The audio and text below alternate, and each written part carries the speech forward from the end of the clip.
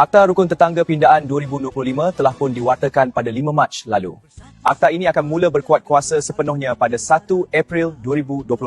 Justru itu, semua ahli jawatankuasa rukun tetangga dikehendaki melaksanakan mesyuarat pemilihan dan pelantikan AJKRT baharu.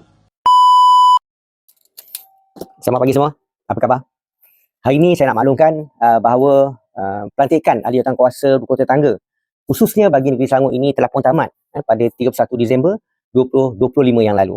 Dan yang berbahagia, Ketua Pengarah Rukun Tetangga Malaysia telah pun bersetuju untuk melanjutkan tempoh pelantikan ini sehinggalah pada 30 hari bulan Jun 2026 nanti. Jadi tuan-tuan dan puan-puan, inilah masa dan peluang untuk masyarakat yang berada di dalam komuniti kejiranan rukun tetangga untuk hadir, memilih ataupun melantik ahli jawatankuasa rukun tetangga yang baru untuk tempoh 3 tahun. Bermula 2026 ini sehinggalah pada 2028 nanti.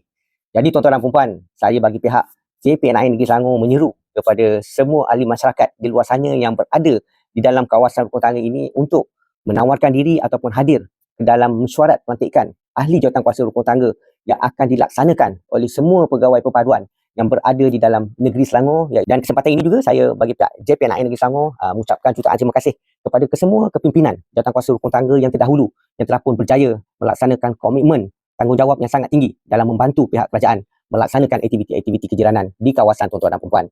Dan kepada ahli jawatankuasa yang baru yang akan dilantik, saya juga mengambil kesempatan ini untuk mengucapkan syabas dan tahniah kepada tuan-tuan dan puan-puan kerana tuan-tuan dan puan-puan juga adalah wira yang tidak didendang di peringkat kawasan komuniti dalam melaksanakan dan meningkatkan lagi semangat kejiranan di kawasan tuan-tuan dan puan-puan. Jumpa lagi.